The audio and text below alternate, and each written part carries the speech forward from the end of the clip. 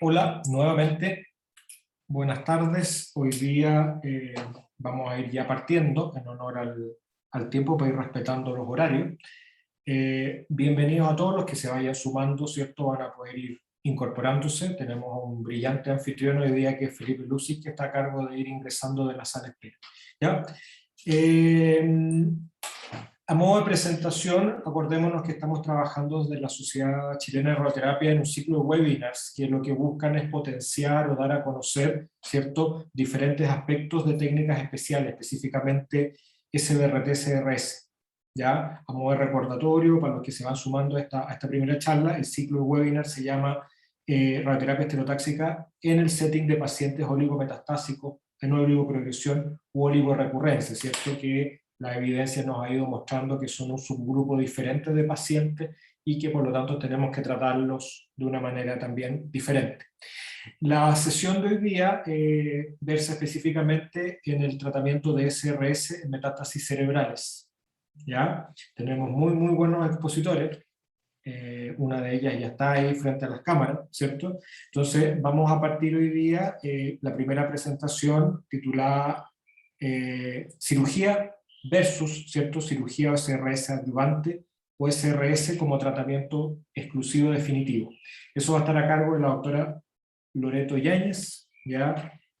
La doctora Yáñez es médico cirujano, ¿cierto?, de la Pontificia Universidad Católica, probablemente todos la conocen. Tiene hartos Loreto lovers, admiradores y admiradoras, ¿cierto?, profesionalmente hablando. Pero de todas maneras no está de más en la introducción. Ella es especialista en neurocirugía y en radioterapia, y obviamente el principal interés de ella es el área del sistema nervioso central. Ha trabajado en dos grandes centros, el IRAMI y actualmente la Fundación Arturo López Pérez en el servicio de radioterapia.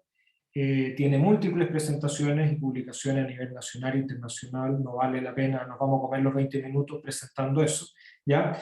Y es miembro del directorio de la Sociedad de Radiocirugía. Entonces, Loreto, adelante con tu primera presentación, ¿ya?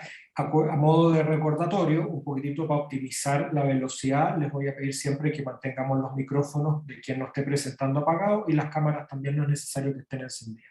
Ya, adelante Loreto. Ya, gracias por la invitación a presentar. Un segundo, se ve la pantalla, ¿cierto? Sí, ¿Sí? podrías ponerla, ahí está perfecto, modo presentación. Ya. Entonces, gracias por la invitación a presentar sobre metástasis cerebrales limitadas.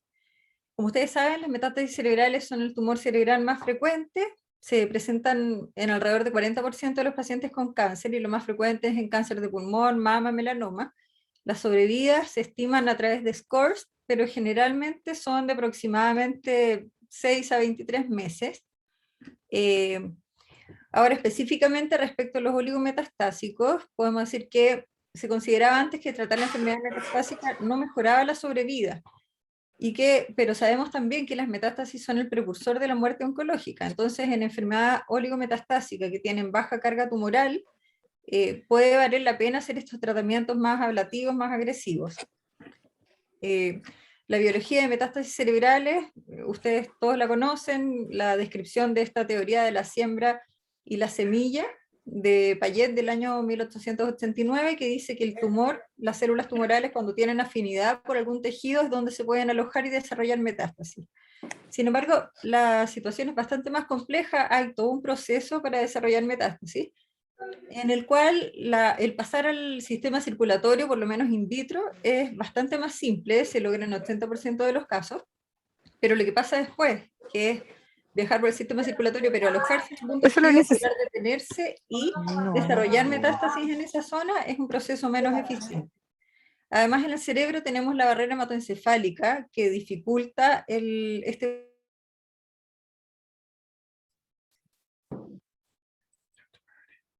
Disculpa Loreto, se apagó tu micrófono.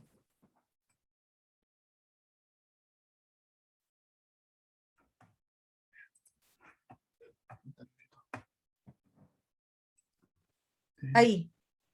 ¿Funciona Perfecto. bien, no? Sí, ahora sí. Adelante. Ya. Bueno, en el sistema nervioso hay un sistema linfático que no ha sido bien descrito, pero existe, digamos, pero al parecer las metástasis cerebrales son en su mayoría hematógenas. Y ahora, ahí. Como sabemos, en este paper se describen como distintas mutaciones que se desarrollan a partir de un tumor primario, es el Tracer X de cáncer renal. Y hay patrones de diseminación de metástasis que son algunos cánceres que son de rápida diseminación a sitios múltiples, que son tumores que tienen en el ancestro común del primario esta capacidad de metastizar, desarrollarse rápidamente y son de mal pronóstico, pero existen también patrones de diseminación atenuada, progresión atenuada, en que el primario tiene distintos clones, pero la competencia metastásica se va adquiriendo en el tiempo, a medida que se va multiplicando el tumor, adquiere distintas mutaciones que le permite metastizar. Y en estos casos, que son los pacientes que van a desarrollar oligometástasis, tiene valor hacer tratamientos locales ablativos. Además, en el cerebro se ha descrito desde el año 2015 por Priscila Brastianos como mutaciones en rama, la evolución metastásica de mutaciones genéticas en ramas, en que se sabe que el tumor primario, las adenopatías que son metastásicas regionales de ese primario y las metástasis cerebrales tienen un ancestro común, mutaciones en común, pero además tienen mutaciones que son distintas, como podemos ver acá, en que hay un primario que tiene estas alteraciones en común, pero lo que se ve en la biopsia primaria, las mutaciones no son las mismas que están en las metástasis cerebrales. Y es por eso que los tratamientos target probablemente tengan alguna utilidad en algunas mutaciones que están en las metástasis y no en el primario, o viceversa. Acá se ve, de hecho, en un esquema en ramas, cómo se ve el tumor primario, linfonodos regionales con respecto a sus distintas mutaciones y las metástasis cerebrales en un paciente. Y además es más complicado todavía en un paciente con múltiples metástasis, en que se hacen diagnósticos histológicos, se hacen biopsias. Las distintas metástasis en un mismo paciente tienen distintos tipos de mutaciones. Y es por eso que puede haber alguna alteración genética que sea un potencial target. Eso en esa publicación de 2015 es de un 53% de los casos. Entonces habría distintas oportunidades para poder tratar las metástasis cerebrales y hay estudios clínicos que están reclutando pacientes para poder analizar esto. Las opciones locales de tratamiento en metástasis cerebral son la cirugía, la radiocirugía y también la radioterapia de encéfalo total y el encéfalo total con protección de hipocampos. La radioterapia local de altas dosis, en realidad, si no es radiocirugía, no es algo que ampliamente se utilice, y tampoco las terapias térmica ablativa o los TTF, ¿ya? El Novocure. En caso de metástasis cerebrales, para poder definir qué tratamiento se va a recomendar, tenemos que ver la expectativa de vida del paciente. Si son menos de 3 a 4 meses, en general se utiliza corticoides y cuidados paliativos. Y si es de más de 4 meses, ahí se plantean las demás alternativas de radioterapia de encéfalo total con protección de hipocampos, radiocirugía y cirugía. Entonces vamos a tratar de repasar cada una de ellas. Esta es la publicación de cáncer del año 54 de Chao, en que analizó, o sea, en que describe prospectivamente 38 casos en que trató pacientes con metástasis cerebrales diagnosticadas con neuroimágenes probablemente más básicas. Y en estos 38 casos logró, con la radioterapia paliativa, paliar síntomas en 24 de los 38 pacientes. La sobrevida fue entre 4 y 8 meses, que es una sobrevida media algo optimista y probablemente tiene que ver con el tipo de diagnóstico que se hizo radiológico, que puede no ha sido tan exacto. Porque, por ejemplo, en las resonancias actualmente se ha descrito un 11% de falsos positivos en imágenes que parecen metastásicas. Y este tratamiento de encéfalo total fue el estándar por más de 50 años, y vemos acá que las sobrevidas en estas series con radioterapia de encéfalo total van entre 3 a 6 meses. Por otro lado, el encéfalo total produce deterioro cognitivo en aproximadamente 30% de los pacientes, y esto ha sido descrito también en otras publicaciones, y por lo tanto se han tratado de buscar estrategias para tratar de mejorarlo, ¿ya? Entre ellas la utilización de memantina, que como vemos en esta publicación, que es el RTOG 0614, se utilizó memantina asociada a la radioterapia por 24 semanas, versus placebo. La utilidad fue retrasar el deterioro cognitivo, pero el deterioro cognitivo finalmente, al utilizar versus no utilizar memantina, no tuvo una significancia estadística. Esta es la publicación de radioterapia de encéfalo total con protección de hipocampos, y ambas ramas, con o sin protección de hipocampos, utilizaron memantina. Y como podemos ver, hay un beneficio en el deterioro neurocognitivo al proteger el hipocampo, que es significativo, y dentro de los factores pronósticos para desarrollar deterioro cognitivo están la edad. Un paciente mayor a 60 años va a tener con más probabilidad de deterioro cognitivo, y también la protección de hipocampos va a ser significativamente importante para protegerlo. Por lo tanto, la radioterapia de encéfalo total está indicada en pacientes que tienen expectativa de vida menor a 4 meses, mayor a 4 meses, y si es de más de 4 a 6 meses, se le agrega protección de hipocampo, porque después de los 4 a 6 meses aparece el deterioro cognitivo. Este encéfalo total con protección de hipocampo se utiliza cuando hay más de 15 metástasis con gran volumen, o cuando hay compromiso leptomeningio o extensa diseminación extracerebral.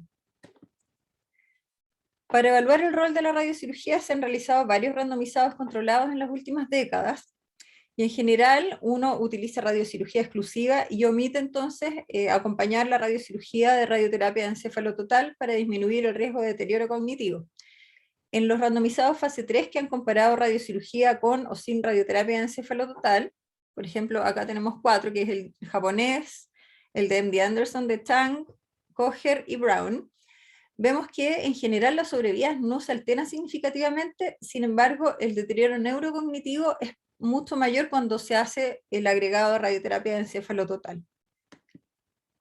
Esta es la publicación japonesa que citábamos recién de Aoyama, en que, por supuesto, al hacer radioterapia de encéfalo total más radiocirugía, la recurrencia fuera del target se disminuye, pero no hay diferencia en sobrevida, y en los pacientes en que hay falla fuera del target se puede utilizar radiocirugía de salvataje. El estudio del MD Anderson de Tang es el que se detuvo a los 4 meses al detectar en un análisis interino de 4 meses que había deterioro significativo del aprendizaje y de la memoria de 96% con el tratamiento combinado. Y este es el de ORTC, que también demuestra que la sobrevida no mejora al agregar radioterapia de encéfalo total, tampoco aumenta la independencia funcional versus la radiocirugía y la observación post-radiocirugía. Esto es lo mismo, que es otro estudio que también demuestra que agregar encéfalo total aumenta el deterioro cognitivo. Entonces, como conclusión, tenemos que hay que hacer radiocirugía para metástasis cerebrales o radioterapia de encéfalo total, pero no ambas.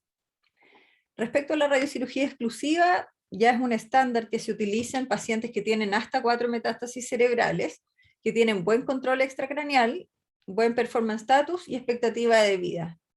Y si tienen más de 4 metástasis también, las publicaciones han ido aumentando el número de metástasis en las que se puede realizar radiocirugía, pero con la limitante de que ninguna mida más de 3 centímetros de diámetro o 10 milímetros, y la suma total de todas las metástasis no sea mayor a 15 mililitros.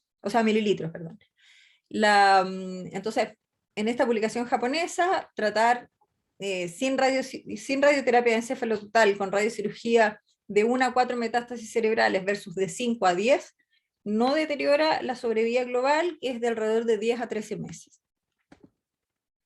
Entonces, cuando tenemos menos de 15 metástasis cerebrales, realizar la radiocirugía genera menor deterioro cognitivo con una sobrevida global similar. No hay diferencias significativas como podemos ver en esta publicación. Este es el diseño del estudio y las conclusiones que dijimos recientemente, ¿ya? Muchas otras publicaciones han analizado el impacto de la radiocirugía o la radiocirugía hipofraccionada en metástasis múltiples, sin reportar que haya alteraciones en la sobrevida global y que el número de las metástasis tengan una correlación con la sobrevida. Entonces, con estas publicaciones ya se ha expandido la indicación en radiocirugía para hasta 15 metástasis en general, con estas limitantes de volumen. Ahora, la radiocirugía se planifica con un escáner de planificación sin contraste, con la máscara o con un marco estereotáctico, con resonancia de cortes finos. Principalmente nos basamos en T1 gadolinio para hacer la delimitación. El GTB se contornea en T1 gadolinio y el PTB en el RTOG 9005, que es el que definió las dosis, es igual al PTB. pero hay otras publicaciones que en las que se le da un margen de 1 a 2 milímetros, basado principalmente en estudio histológico que dice que las metástasis infiltran hasta 2 milímetros el tejido sano. También ha sido estudiado utilizar más margen, 3 a 4 milímetros, que es el estudio de Freyer, pero aumentaba demasiado la tasa de radionecrosis, y se han comparado 1 versus 2 milímetros, y la verdad es que los resultados son similares con un leve aumento de complicaciones. Entonces, las dosis en general son las descritas por el RTOG 9005, es decir, tumores que miden hasta 2 centímetros. Se utiliza con 24 Gray, 18 Gray en tumores que tienen 2,1 a 3 centímetros, y si mide más de 3 centímetros, 15 Gray, pero en estos casos 15 Gray es bastante insuficiente para lograr buen control tumoral, así que en general esos casos de metástasis más voluminosas se hipofraccionan. Las resonancias tienen que ser de cortes finos, porque debemos recordar que cuando tenemos resonancias de cortes de 2 milímetros o 3 milímetros, tenemos un subdiagnóstico de número de metástasis. Con cortes de 2 milímetros el subdiagnóstico es de 3%, y con cortes de 3 milímetros es de 13%. Y además el tamaño del target, al ser extrapolado con cortes más gruesos, suele ser más grande. Con cortes de 2 milímetros es 11% más grande, y 43% cuando es de 3 milímetros. ¿Cuándo hipofraccionar? Bueno, se utiliza el hipofraccionamiento en radiocirugía de metástasis grandes, es decir, mayores a 2,1 o 3 centímetros, y cuando están próximas o adyacentes a órganos críticos. Y en esos casos, el hipofraccionamiento más frecuente es de 27 Gray en 3 fracciones o 30 Gray en 5 fracciones. Hay un review de hipofraccionamiento de metástasis cerebrales que puse acá, en que están principalmente las dosis que les describo, 30 en 5, 27 en 3 fracciones. Y estos son los BED, en que podemos ver que 30 Gray en 5 fracciones, 27 Gray en 3 fracciones y 18 Gray en una fracción, tienen BED similares para el tumor y para el tejido sano. Pero cuando bajamos de 15 Gray, o bajamos en realidad de 16 Gray, la dosis ya es insuficiente para el tumor. La comparación de radiocirugía hipofraccionada cuando se hace junto a cirugía, que es la línea café, cuando es sin cirugía, pero cuando es 27 Gray en 3 fracciones, o cuando son 30 Gray en 5 fracciones, o 35 Gray en 5 fracciones, los resultados no son significativamente distintos, o sea, son esquemas que son equivalentes. Y en esta publicación del año pasado, que es el uso juicioso de hipofraccionamiento en metástasis cerebrales, se considera entonces también como recomendación que hay que hipofraccionar en metástasis que tienen gran volumen, que tienen proximidad a órganos críticos, y hay que considerar las dosis en los órganos de riesgo, sobre todo en cerebro menos target, que en 3 fracciones consideramos el B18 y el B23, y en 5 fracciones, en esta publicación, hay un concepto interesante que es el BMC30, o sea, el volumen del cerebro sano, volumen del cerebro menos la metástasis, que recibe 30 Gray, que tiene que ser, bueno, en este caso de la cavidad operatoria, que tiene que ser menor a 10,5 ml, para hacer útil un fraccionamiento en 5 fracciones de 30 Gray. Si es que esto no se cumple, ellos recomiendan utilizar 27,5 Gray en 5 fracciones.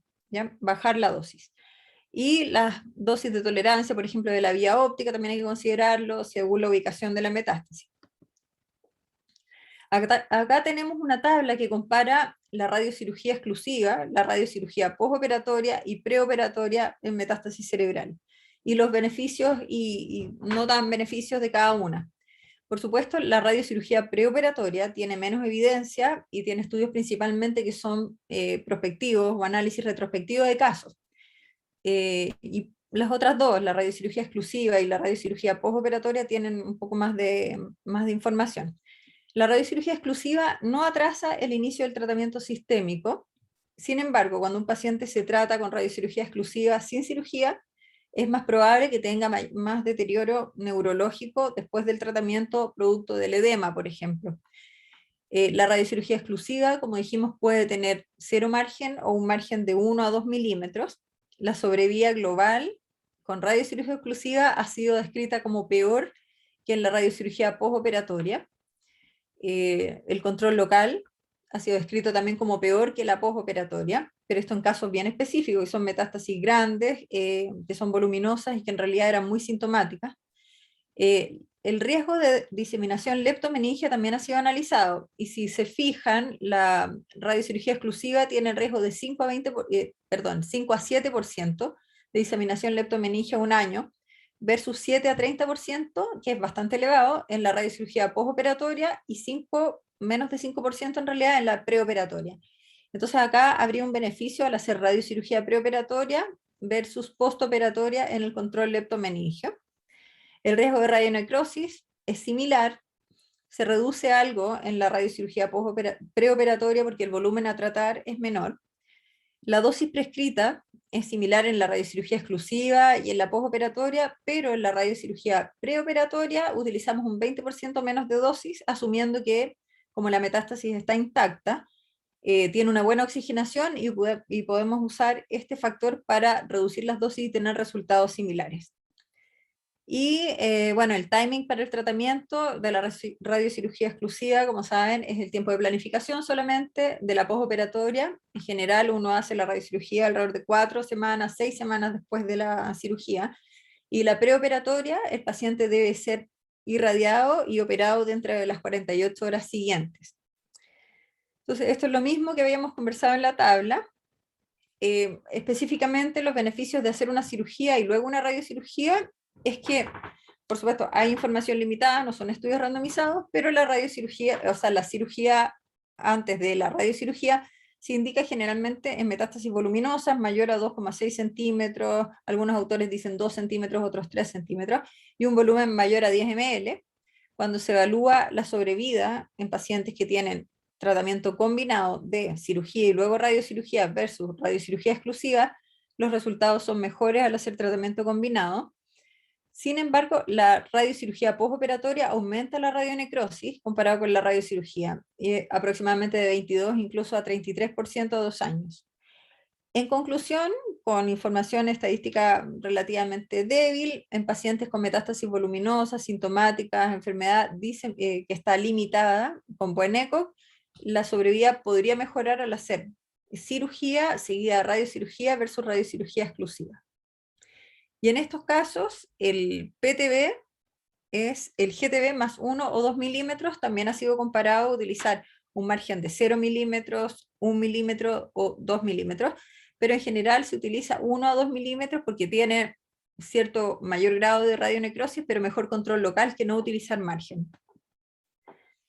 Entonces, en conclusión, hasta la fecha no hay información que compare específicamente la radiocirugía exclusiva con radiocirugía más radioterapia de encéfalo total, pero pareciera tener mejor sobrevida el utilizar el tratamiento combinado cuando está bien indicada.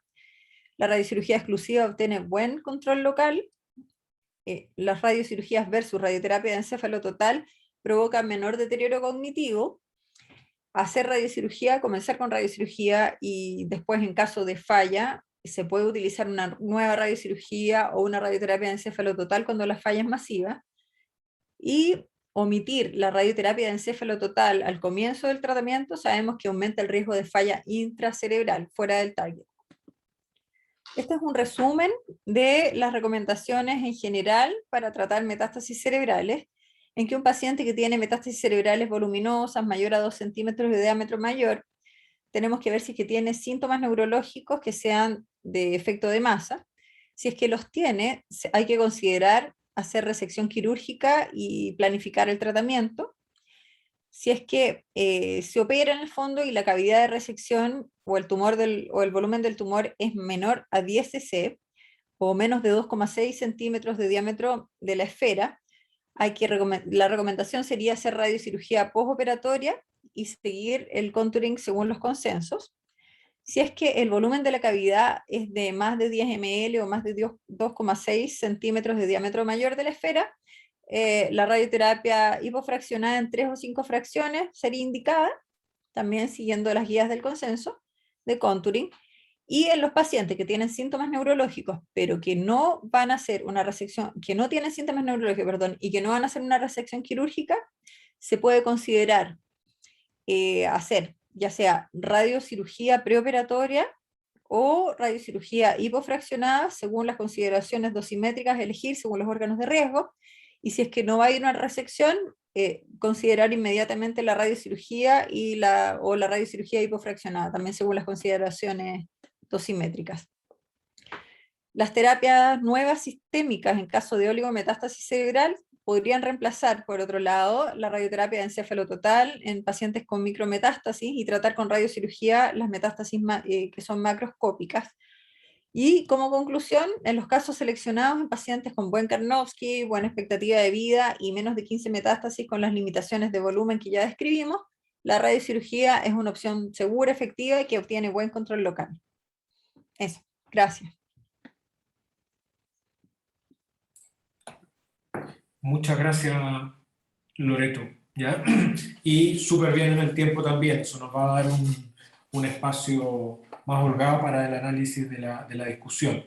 Hacer el recordatorio que las preguntas las hagan llegar o vía chat o vía WhatsApp, ¿ya? Para discutirlas al final, ¿de acuerdo? Vamos a pasar a la segunda presentación, ¿cierto?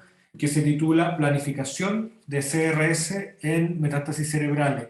Este módulo, esta presentación está a cargo de la tecnólogo médico Valeria Zurita, ¿ya? Valeria es TM de la Universidad de Chile, trabaja ya, tiene una práctica, aunque sea muy jovencita, trabaja hace ya 6 años en el servicio de radioterapia de la Fundación Arturo López Pérez. Y ella ha estado en el equipo que ha implementado el desarrollo de las técnicas especiales, especialmente o específicamente SRS o SBRT en arcopeterapia y CK, ¿ya? Y recientemente Valeria también se unió a nuestra sociedad, así que también va a ser un debut para que el resto la conozca, ¿ya? Así que adelante, Valeria, acuérdense de ir anotando las preguntas o las discusiones para que podamos hacer la mesa redonda al final de la presentación. ¿Listo? Adelante, Valeria. Hola, No sé si- hola. ¿Se ve bien o no? Está como Estamos pegado. viendo un reloj todavía de espera. Ya, voy a... no puedo.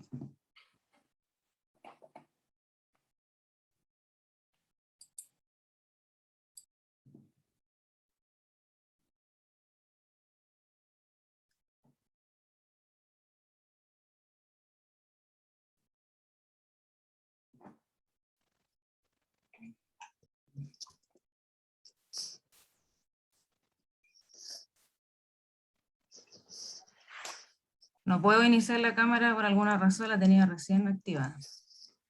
Pero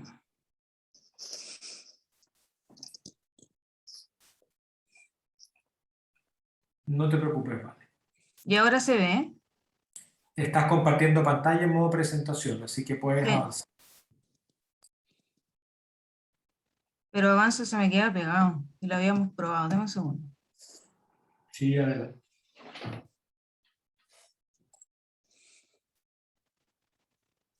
Mm, mm, mm.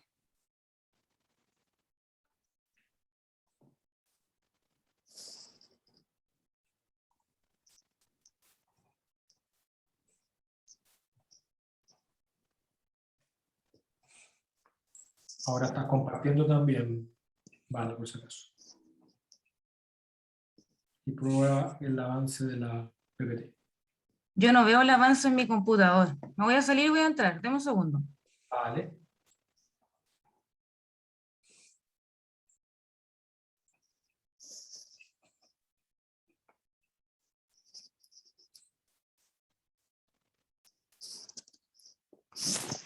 Es posible que de repente llamen a reunión lo de alegría, me voy a hacerle eso nada más.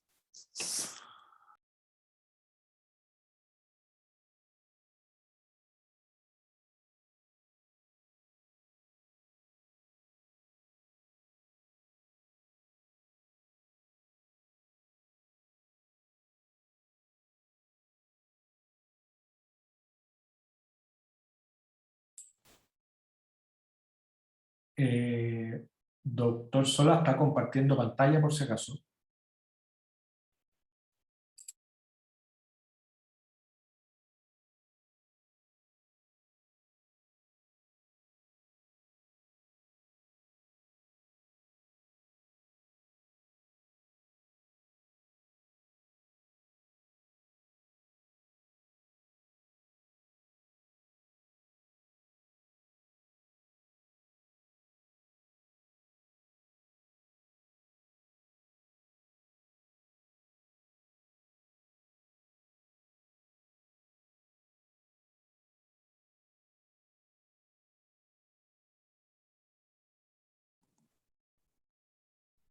Me parece que se ve bien.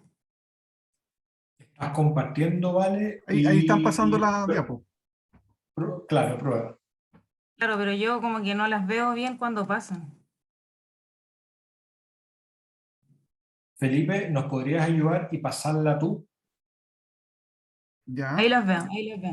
ahí De la estoy acuerdo, viendo. ahí la estamos viendo todo. Ya, Adelante. vamos. Ya, disculpen, habíamos probado, estaba todo bien. Bueno, yo les voy a hablar entonces sobre la planificación de SRS para los casos de metástasis cerebrales. No, ahí se me pega completamente.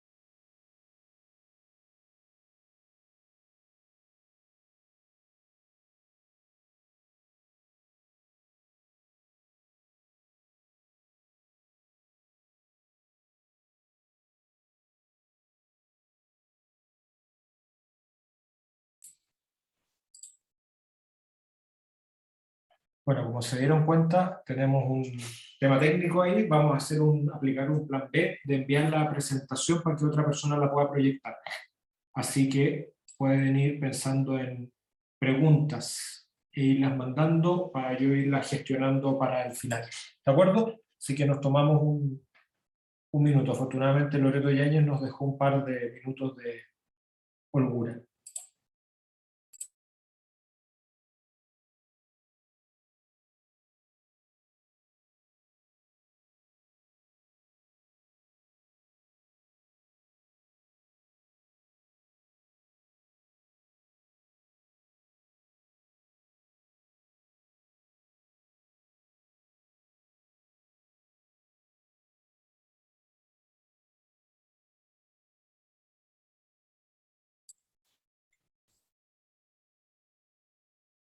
Mira, hacen una sugerencia bastante sabia, que aprovechemos algunas de las preguntas que han llegado para la doctora Loreto Yáñez. Loreto, si te puedes conectar, porfa, mientras hacemos el paso de la presentación.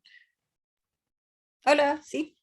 Fantástico. Mira, te voy a contar, la primera pregunta que nos llega por el chat es de Cristian Méndez y nos pregunta, dice, ¿para quiénes realizan su SRS en sus centros? Muchos de los centros públicos que han recibido aceleradores que permiten IGRT, pero que no tienen experiencia en CRS, ¿cómo recomendarían desarrollar la técnica? ¿Les parece, por ejemplo, avanzar con SRS hipofraccionada, aunque sean metástasis pequeñas, y luego avanzar a menores fracciones y menos margen? ¿O crees que con buenas máscaras y un buen convincity y una buena dosimetría basta para empezar en un tratamiento de monofracción? Yo creo que si son, o sea, si uno va a comenzar con radiocirugía, podría comenzar con metástasis pequeñas, pero no necesariamente hipofraccionarlas. Yo creo que comenzar con las dosis tradicionales y el resto, buenas máscaras, una simetría. Sí, yo creo que habría que partir nomás replicando la técnica tradicional nomás. Sí, no creo De que sea acuerdo. necesario partir hipofraccionando.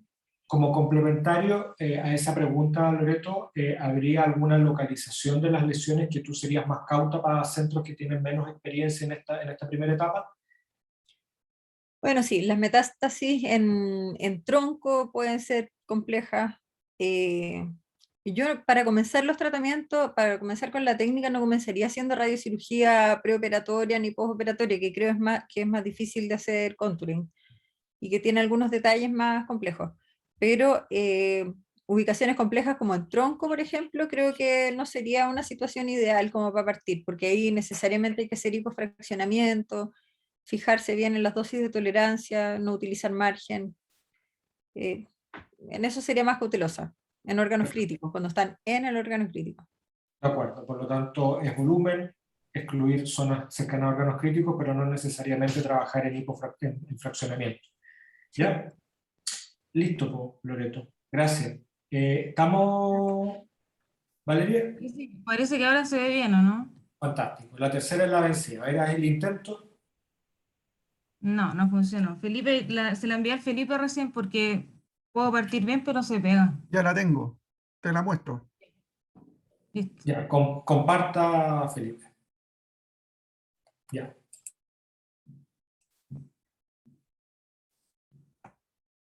Ahí estamos. ¿Se ve? Ahora sí. Sí. Ya. Yo la veo bien al menos de acá. Bien. Entonces, como les contaba, les voy a hablar sobre la planificación de SRS en los casos de metástasis cerebrales y vamos a tratar varios temas. Primero, algunas generalidades sobre la SRS. Anda pasándola nomás, Felipe, por favor. Después la etapa de simulación, fusión y delimitación de volúmenes. Vamos a ver una planificación dosimétrica para un caso de un target con su correspondiente evaluación dosimétrica. Y también vamos a ver qué pasa en el caso que tengamos múltiples targets, que es muy común, como les contó la doctora, en casos de metástasis cerebrales. Y finalmente, brevemente, les voy a hablar sobre la entrega del tratamiento. Respecto a las generalidades, sabemos que la SRS es una forma de radioterapia de alta precisión que trata cada tumor cerebral con una dosis alta, ya sea en 1, 3 o 5 fracciones, y que se entrega con una rápida caída de dosis para minimizar el daño a los tejidos adyacentes. Dentro de los equipos que tenemos para este tipo de técnicas está el Gamma Knife, algunos aceleradores lineales, y el CyberKnife, que es el equipo que tenemos en la fundación, que hace tanto SRS como SBRT, y el equipo en el que me voy a basar en esta presentación para mostrarles cómo hacemos la planificación. Dale nomás, Felipe. Bueno, en términos muy generales, el Cyber es un LINAC que va montado sobre un brazo robótico que tiene 6 grados de libertad, es decir, puede realizar las 3 traslaciones y las 3 rotaciones. Nosotros contamos con una camilla estándar porque puede hacer las 3 traslaciones, pero solo rotaciones de roll y de pitch. Y como pueden ver, en el cielo de la sala de tratamiento va el sistema de imágenes que está constituido por 2 tubos de rayos X que van a tomar imágenes oblicuas en 45 grados durante todo el tratamiento, haciendo un seguimiento continuo para ir corrigiendo ya sea el movimiento del target o en este caso en cerebro sería más frecuente el movimiento del paciente. Dale nomás, Felipe. Ya, la primera etapa es la simulación, fusión y delimitación de volúmenes. Primero hacemos el TAC de planificación con una máscara termoplástica de 3 puntos. Pasa la otra, Felipe, porque quiero mostrar aquí cómo va el paciente sobre este soporte. Bueno, ahí se pueden ir variando esos distintos soportes. Va a depender de la comodidad del paciente, etc. Y si te puedes devolver un poquitito, Felipe, los soportes van sobre un acrílico. Ese acrílico a nosotros nos permite hacer la rotación que la camilla no puede hacer automáticamente, que es la rotación en yaw. Y en la siguiente estábamos viendo la extensión del escáner, que tiene 2 centímetros como mínimo de la calota hacia superior y 15 centímetros como mínimo del target hacia inferior. La idea es dejarlo igual largo hacia abajo y los cortes son de 1 milímetro. Dale nomás. El mismo día del escáner, el paciente se hace una resonancia de planificación, que es una resonancia de cerebro diagnóstica común y corriente, pero se le agregan estas 3 secuencias específicas para la radiocirugía, que es un T2, un FLAIR y un T1 con gadolinio, los 3 de corte fino. Y posteriormente, como van a ver en la otra diapositiva, estas imágenes se fusionan con el escáner de planificación. Como pueden ver ahí, se fusionan en los 3 planos. Pasa la otra nomás, Felipe, porque esto es muy cortito. Y marcamos los órganos de riesgo, ya que están en esta lista que pueden ver acá. Es importante que muchos de ellos nos apoyamos en la resonancia para poder marcarlos, por lo tanto la fusión tiene que estar bien hecha. Y después el médico tiene que delimitar el target, que va a ser, como les dijo la doctora, el GTB con un margen de 1 a 2 milímetros. Paso nomás a la siguiente. Bueno, y ahora va a empezar la etapa de la planificación y les voy a mostrar este caso que es muy sencillo, es una metástasis muy pequeñita que se irradió con 18 Gray en una fracción Y en realidad mi idea, más que complejizar el asunto, es mostrarle cómo se hace la planificación y que se entienda bien eso. Dale clic porque puse ahí unas animaciones que aparecen después. En esta parte, en este recuadro rojo, está como la base de la planificación en cuanto a lo que uno conoce como poner los máximos, los mínimos, cumplir los constraints, las coberturas. Pero antes de eso, nosotros tenemos que tomar algunas decisiones, que yo los agrupé en estos 4 puntos que están acá, y son cosas que uno le va indicando al equipo antes de poder pasar a la planificación, ¿ya? Y yo lo quise agrupar porque creo que son temas importantes. Obviamente uno en el día a día va paso a paso poniendo esto con mucho más detalle, pero preferí agruparlo así. Pasa nomás, Felipe. Lo primero que tenemos que elegir es el centro de alineación. El centro de alineación es un punto que en términos muy sencillos va en el centro del cráneo del paciente. Como pueden ver en las imágenes de abajo, se elige en las distintas vistas del escáner, y arriba muestra las imágenes reconstruidas del TAC en los mismos ángulos con que después se adquieren las imágenes en vivo. Lo más importante de este punto, y si puedes hacer un clic, Felipe, es que independiente de la ubicación de la lesión, por ejemplo, ahí yo puse un PTB en esa zona roja, el centro de alineación siempre es el mismo. No es equivalente al isocentro de un tratamiento, como por ejemplo vimos en las presentaciones de SBRT, donde se ponía el isocentro en el centro del target. Aquí no es equivalente, sino que esta es una referencia fija que va en el paciente, y a partir de esta referencia se configura el OASE de tratamiento. Pasa a la siguiente, por favor. Después tenemos que elegir parámetros de la planificación, como la curva de densidad, el fraccionamiento. Por ejemplo, acá pusimos una fracción para este caso. Y abajo aparece algo muy importante, que es el método de tracking. Como el Cyber hace tanto SRS como SBRT, para cada localización tiene una forma de seguimiento en el tratamiento. Y para el cerebro, independiente que sea metástasis o tumor benigno o lo que sea, se utiliza este método de tracking que lo vamos a ver al final de la presentación. Y lo otro importante es que aparece algo que dice Full Path, Template Path Set, perdón. El Path Set es lo que les voy a mostrar a continuación porque tiene que ver con el tercer punto. Pásalo nomás, Felipe, porque ahí marqué lo que les estaba contando. Lo otro que uno define en el equipo, que tiene relación con lo que les estaba diciendo, son las entradas de los haces. El Cyber irradia como una especie de step and shoot, o sea, se para en una posición, dispara, se para en otra posición, dispara. No es como un arco que vaya disparando continuamente a medida que hace el recorrido. Por lo tanto, imagínense que esta esfera es como el espacio de la máquina, de la sala de tratamiento. Y por cada una de estas crucetas, en cada una de esas crucetas hay una posición definida para un as, una posibilidad de un as. Y ese punto se llama nodo. Cuando tenemos un set de nodos, eso se llama un path set.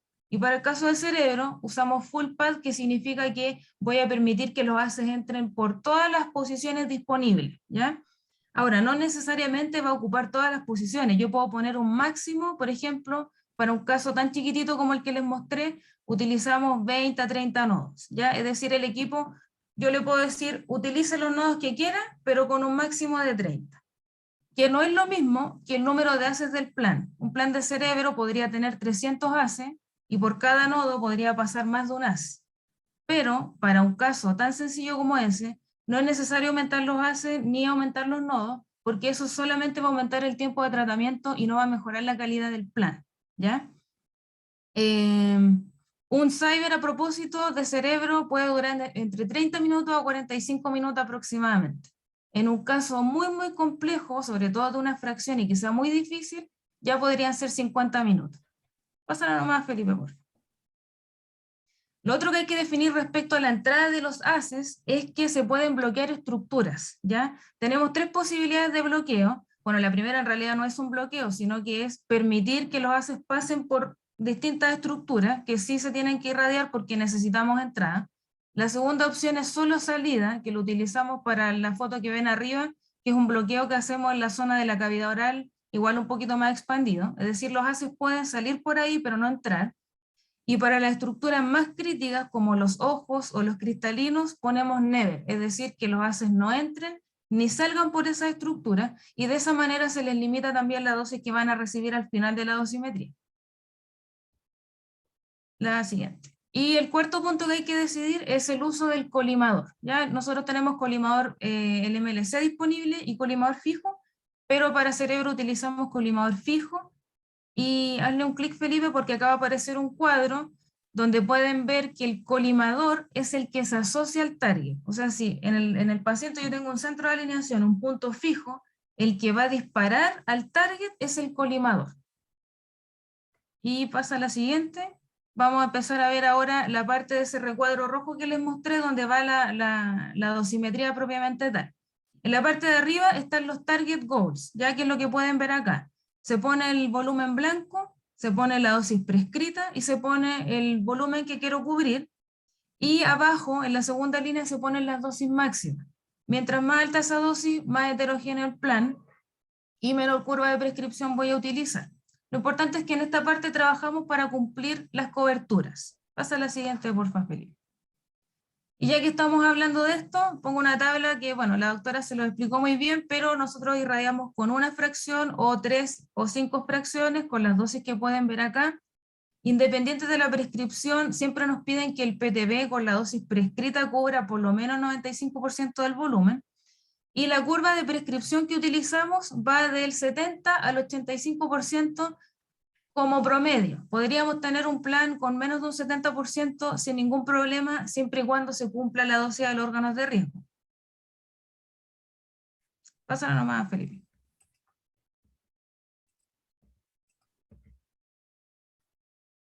Y después trabajamos en la parte de abajo de la tabla, que es para cumplir los constraints. Pero fíjense que acá, yo que quiero cumplir los órganos de riesgo, en la tabla no hay ningún órgano de riesgo. Hay solo estructuras que se llaman shells. Y en la diapositiva siguiente les voy a mostrar lo que son. Estas estructuras son unos anillos que se van formando del PTB hacia afuera, es usuario dependiente, podemos poner la distancia que nosotros queramos, pero lo importante es que son las estructuras que nos permiten ir conformando la dosis. En la mayoría de los cyber, solo con esto se pueden lograr los órganos de riesgo. Yo sé que le estoy mostrando un caso súper fácil, pero en la mayoría de los cyber, SRS o SBRT, esto es lo que hace como el gran trabajo en la conformación de la dosis. Y en la siguiente diapositiva les voy a mostrar un ejemplo, donde tenemos, por ejemplo, en azul una curva de 2 Gray que queremos que entre en la tercera shell. Las shells se van contando desde el PTB hacia afuera. Entonces yo le voy a poner una dosis máxima a esa shell. La siguiente, pueden ver cómo la curva ya se fue apretando a esa shell, y en la siguiente pueden ver que la curva de 2 Gray ya está casi completamente dentro de la tercera shell. Por lo tanto, de esa manera uno va conformando la dosis en una SRS. Y en la siguiente, acá rápidamente puse las tablas de lo que también les habló la doctora. Para una fracción, si puedes pasar a la siguiente, 3 fracciones, y la siguiente va a ser de 5 fracciones. No es la idea detenerse en cada una, pero marqué en verde el cerebro, porque yo diría que en la mayoría de las SRS lo que más nos cuesta es cumplir el cerebro, ¿ya? Los órganos de riesgo en general se cumplen bastante bien, pero el cerebro es el que siempre da un poquito más de trabajo.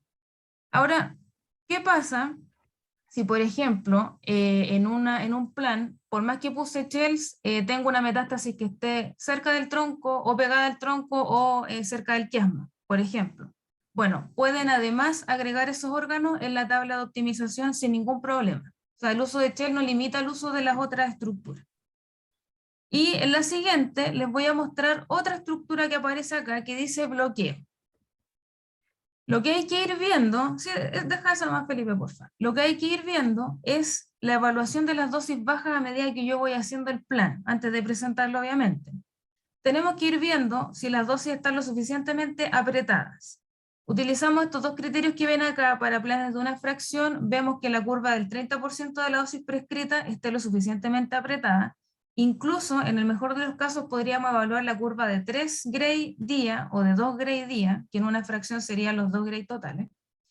Y para planes con más de una fracción se puede evaluar la curva de 2 Gray día. Por ejemplo, un plan de 5 fracciones, tendríamos que evaluar la curva de 10 Gray, porque 10 dividido en 5 me va a ir mostrando las regiones donde el paciente va a recibir diariamente 2 Gray. Y en la siguiente, les voy a mostrar esto. Yo en este plan, el mismo que les estaba mostrando, en azul tengo el 30% de la dosis, puedo decir que está súper conformado. Y en naranjo tengo la curva de 2 Gray. También puedo decir está bastante conformado porque está recibiendo un total de 18. Pero aquí pueden ver que si miran este mismo plan, en los otros ejes, hay como una especie de dedos de dosis, que en realidad se llaman dose streaking, pero nosotros le decimos dedos de dosis y eso hay que bajar. La siguiente, porfa. Hay dos maneras para hacerlo. La primera es contornear esas zonas y ponerle una dosis máxima. Y eso inmediatamente ayuda a que se vayan restringiendo. Y la segunda que va a aparecer ahora es añadiendo en este caso, una quinta shell. Añaden una quinta shell y le ponen una dosis máxima y ahí se va a ir logrando una dosimetría más conformada y apretada. Dale nomás, por fin. Y finalmente vamos a pasar a evaluar esta dosimetría. Como todos los planes, se evalúan primero la isodosis de manera cualitativa. Acá yo puse el mismo plan con, bueno, la cobertura, etcétera. La curva Cian es el 30% de la dosis, súper apretado.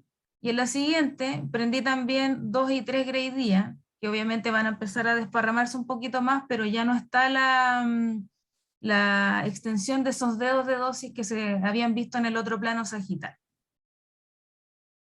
La siguiente. Aquí podemos ver la entrada de los haces. Nosotros habíamos definido eso antes de empezar a calcular y el sistema lo puede mostrar en 3D. ¿ya? Por ejemplo, esas cosas que se van agrupando es porque probablemente ahí hay un nodo o dos nodos muy cerca y se van agrupando varios haces en ese punto. Y la siguiente, tenemos la tabla donde vamos mostrando, este plan por ejemplo quedó al 79%, vemos las coberturas, índice de conformidad, nueva conformidad, índice de homogeneidad, y este plan quedó de 29 minutos, que es un tiempo como promedio para un cyber, como les había dicho. Acá los constraints de este plan, que insisto, sé que es un target pequeño, se lograron súper bien, pero en la siguiente vamos a empezar a ver qué pasa cuando tenemos múltiples targets. Y aquí uno podría pensar que a lo mejor sí. En algunos casos es un poquito difícil hacer estas dosimetrías, sobre todo dependiendo de las localizaciones.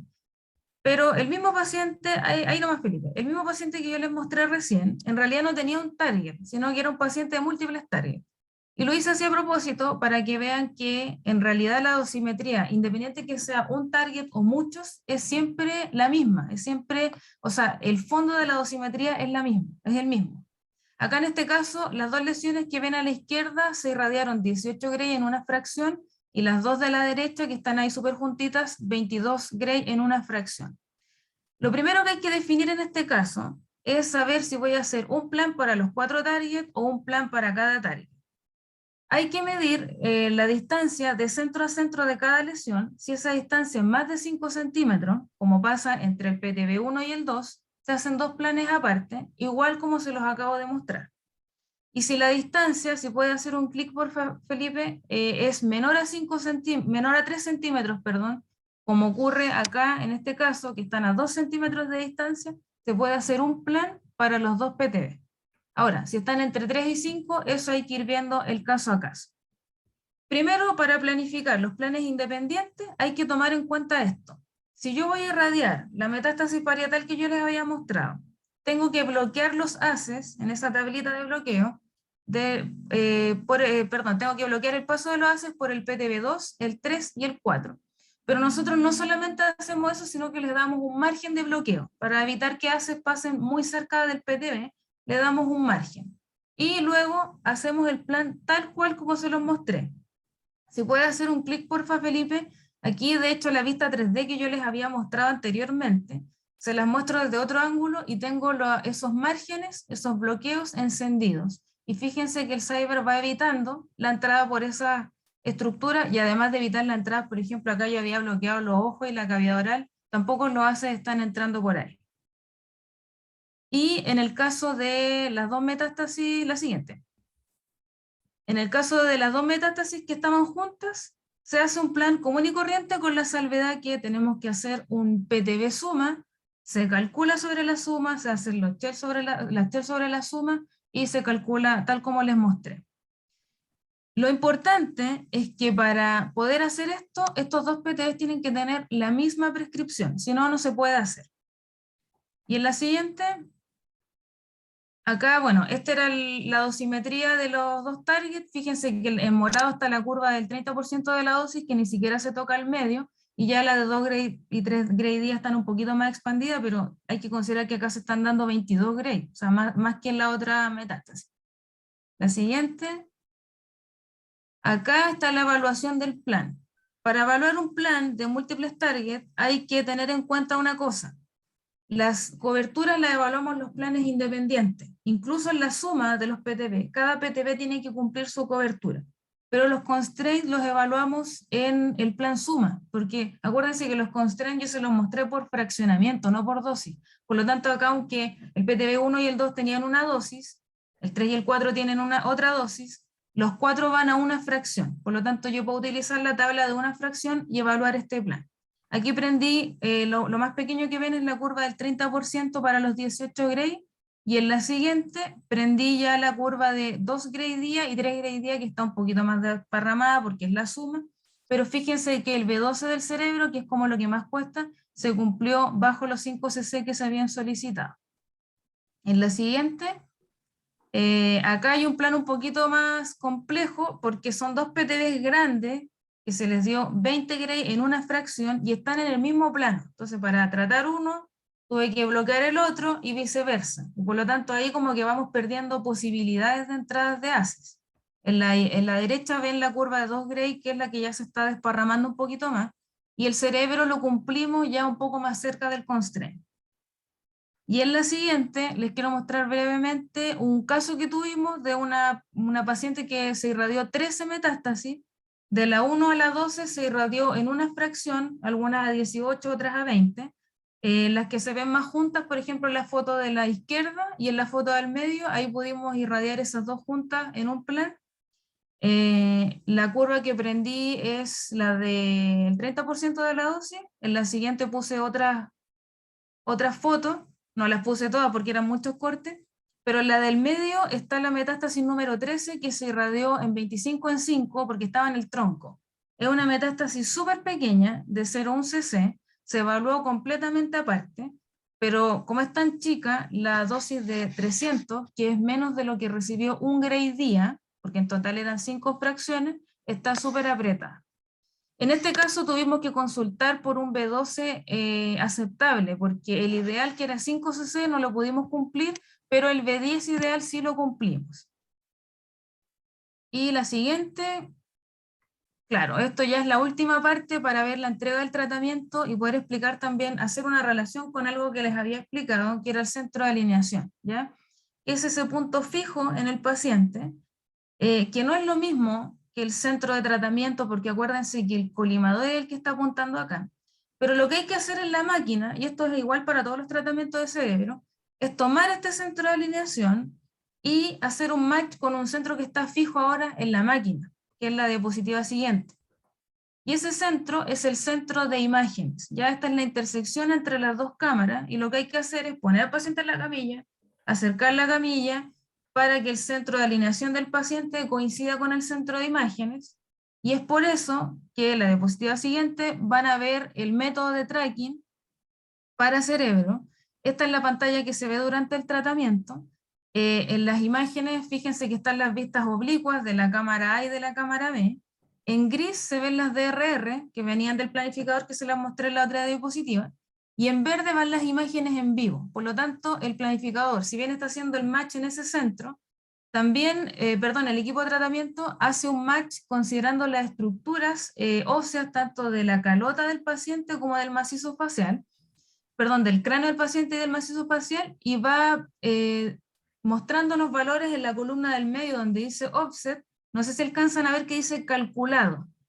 Calculado significa que calculó la diferencia entre la DRR y la imagen en vivo. Pero al lado dice aplicado y salen los mismos valores, porque con el cabezal, que tenía los 6 grados de libertad, va a corregir esa diferencia.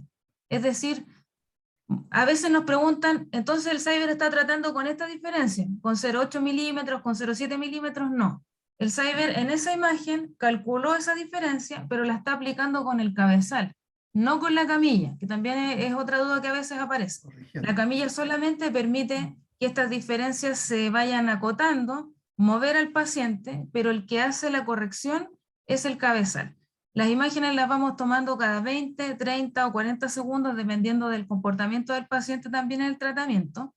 El tratamiento siempre es como bien tolerado, bien sencillo. El delivery es como una de las partes más sencillas de todo el proceso. Pero la gracia es que en esta parte uno entiende por qué se dice que el cyber va haciendo siempre un seguimiento y una corrección continua de la posición del paciente. Esa era la última. Y eso. Perfecto, Valeria. Muchas gracias. Súper buena presentación, muy gráfica. ¿Ya? Usar de los detalles técnicos. No fueron solucionados los detalles técnicos, así que muchas gracias. Gracias. Fueron llegando algunas preguntas, preguntas adicionales que ustedes quieran las pueden ir compartiendo también por el chat, ¿ya? Y vamos a ir pasando a la última presentación, estamos súper bien en cuanto al tiempo. La última presentación se titula QA o QA, ¿cierto? SRS de metástasis cerebrales. Esta presentación está a cargo del físico médico Marcelo Ribeiro. Marcelo es licenciado en física y especialista en física médica, validado por la Asociación Brasileña en Física Médica. Tiene una residencia también en clínica en el Hospital Clínicas de la Universidad de Sao Paulo y en el Hospital Albert Einstein, y actualmente trabaja como físico de operaciones clínicas en la Fundación Arturo López Pérez. La presentación de Marcelo también va a ser pasada por Felipe, que está apoyando otras bambalinas, ¿ya? Así que probemos la PPT y comenzamos esta última presentación.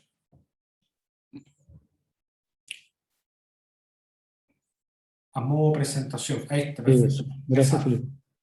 Como que se ve... ahora sí. Bueno, buenas tardes, buenas noches a todos. Muchas gracias por la invitación. Privilegio estar acá y poder compartir algo de lo que hemos estado haciendo en la Fundación como equipo de física. Y pasa, Felipe, por favor. Gracias.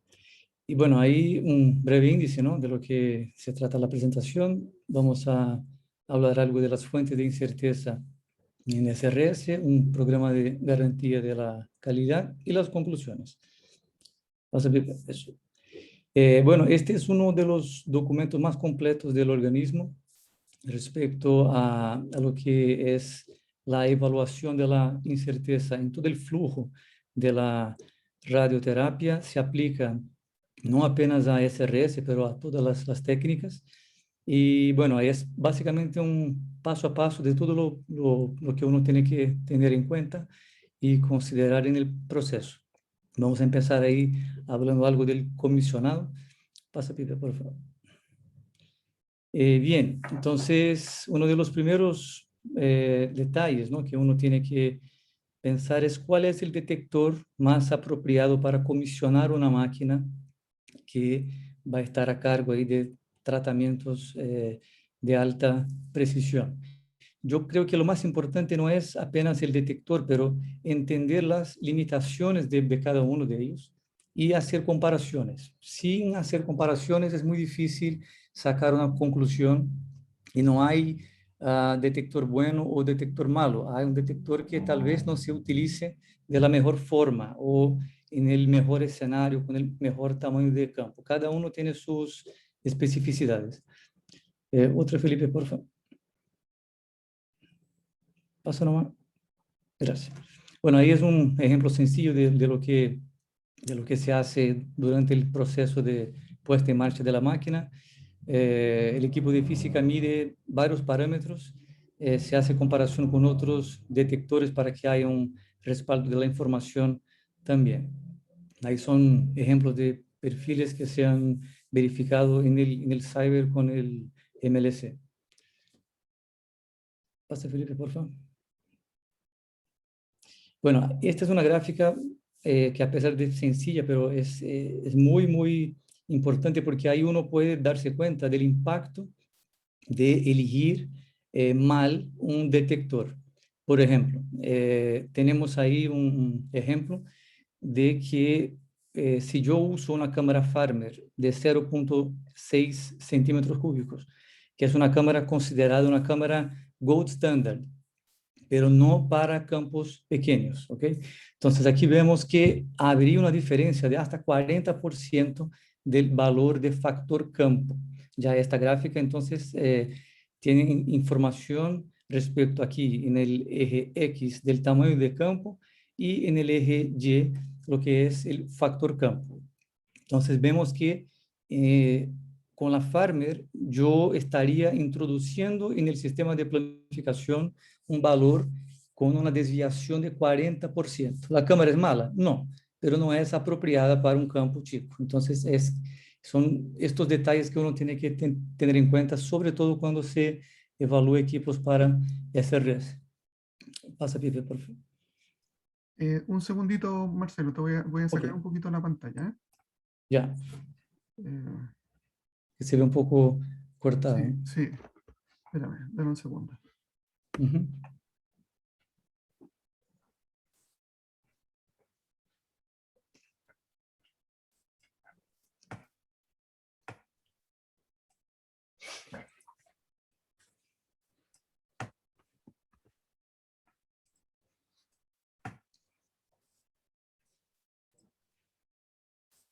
Ahora sí. Ahora sí. Mucho mejor. Gracias. Pasa, Pepe, por favor, la próxima. Bueno, ahí es un otro ejemplo, ¿no? Ahí puse una foto bonita del Cyber, pero eso se aplica a cualquier otro acelerador, a un acelerador convencional también. Es importante conocer el sistema de coordenadas y las particularidades mecánicas de cada equipo. Entonces, a veces uno como que se preocupa mucho en elegir bien el detector y la cámara, pero conocer la máquina es fundamental. Y bueno, el tema de Cyber tiene sus particularidades y ha sido un desafío interesante durante el proceso de puesta en marcha, porque la máquina tiene varios grados de libertad, como explicó bien la Valeria. O sea, hay que entenderlo bien, ¿no? Para hacer las mediciones de la mejor forma. ¿Vas, Felipe? La otra, eso, gracias. Entonces, todavía hablando de los campos chicos y comisionado. La buena noticia es que hay bastante información y documentación oficial. Uno de los documentos más importantes es el TRS 483 del organismo también. Y ahí hay un montón de detalles respecto a las consideraciones dosimétricas de los campos pequeños. Entonces, todo lo que uno entiende como tamaño de campo convencional ya no se aplica a los campos pequeños, a partir del campo 2x2 principalmente. Entonces, lo que a veces parece ser un campo 2x2, dosimétricamente no es un campo que tiene el mismo significado. Aquí es esta imagen que está a la izquierda, es un ejemplo del impacto con el tamaño de campo en la definición del tamaño oficial de campo, ¿no? Mientras más chico es el campo, más complicado se pone la situación. Y ahí importante tener las consideraciones. Pasa, Pipe, la otra, eso. Este es un documento nuevo de la APM, y igual que el documento anterior, que es el 483, aquí tenemos varios detalles adicionales en condiciones de no referencia o de falta de equilibrio electrónico. Es como un término técnico para evaluación de los campos pequeños. Entonces, como les mencionaba, documentación hay. Entonces, hay siempre que buscar informaciones para tener ahí un respaldo y entender las limitaciones. Pasa, Pipe. Bien, eso fue el comisionado. ¿Ya? Ahora, hablando de lo que es el TPS como tal, como proceso de controles de calidad que se llevan a cabo durante el proceso de puesta en marcha, también está el control de los TPS. Entonces, tenemos documentaciones específicas del organismo que van a tratar de las comprobaciones adicionales al comisionado. En este caso, se va a verificar parámetros en condiciones de no referencia, campos asimétricos y distintas SSDs también. Eso principalmente refleja como que condiciones reales en las cuales van a estar los pacientes, que es como condiciones menos ideales, ¿no? Porque durante como que la fase 1, que es el proceso de elegir bien los detectores, poner la cuba de agua, eso es la fase ideal, porque ahí se usan campos más convencionales, pero luego, durante el proceso de control de los sistemas de planificación, hay que considerar escenarios muy específicos que están explicados en estos documentos. Pasa, Pipe. Inmovilización. Ahí es otro detalle importante también, que eso impacta la calidad de los tratamientos. Entonces, este mismo documento, el Human Health Theories 31 del organismo, tiene como esta tabla con algunas consideraciones, incluso para el frame histerostático, ves que hay una incerteza ahí. Entonces, que hoy con las nuevas versiones ya está por debajo de 1 milímetro, pero igual hay que considerarlo sobre todo para los casos que no se usan márgenes. Ya entonces la incerteza está y es importante considerarla. Pasa, Pipe. Mira, yo quise agregar esta gráfica, que es de un artículo específico sobre frameless usando un acelerador y tratando con lo que sería HyperArc. VMAT, que es algo que se acerca, usando máscaras BrainLab y una otra máscara como que hicieron como un estudio de comparación. Y fíjense aquí que evaluaron la distancia del isocentro, que está en el eje X, y el desplazamiento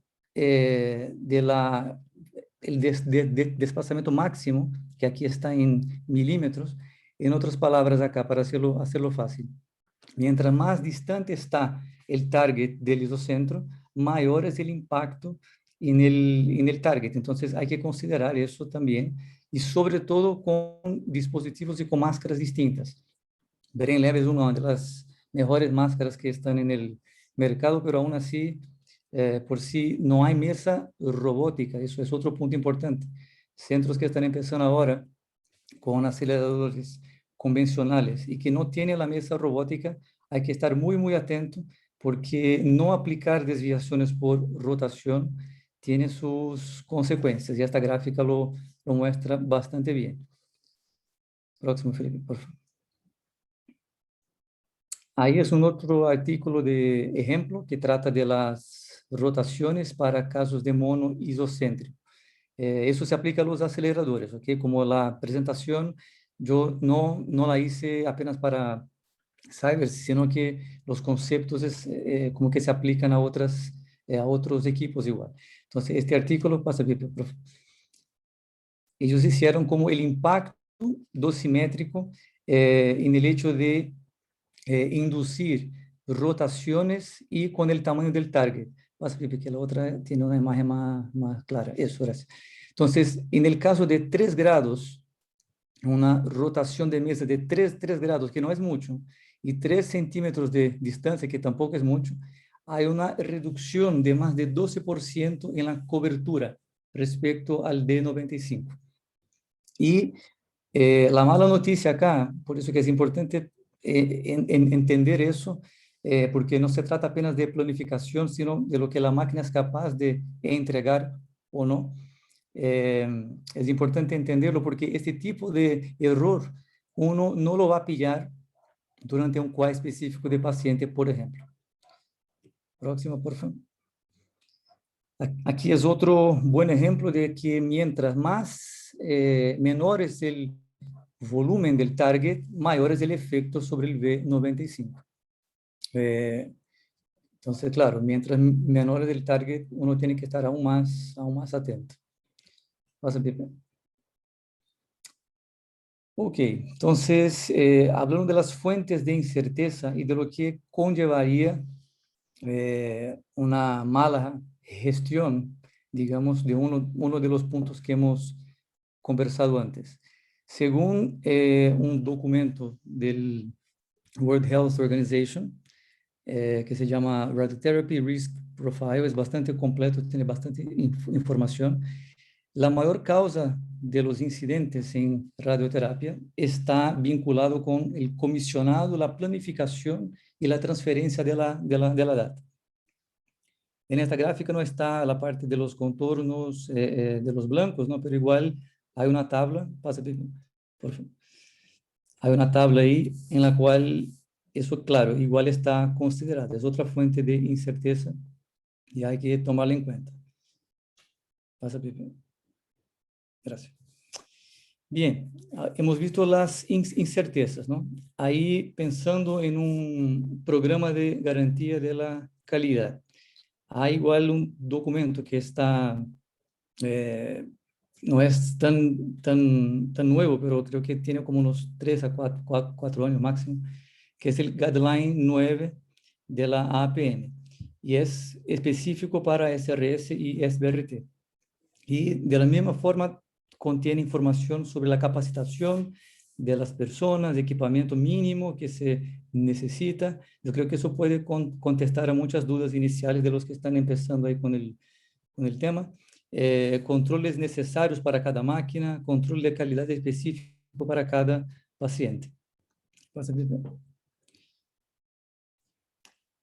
Ok, ahora, dentro del tema, ¿no? de los controles de calidad de máquina, uno de los puntos clave para la técnica de SRS es el isocentro.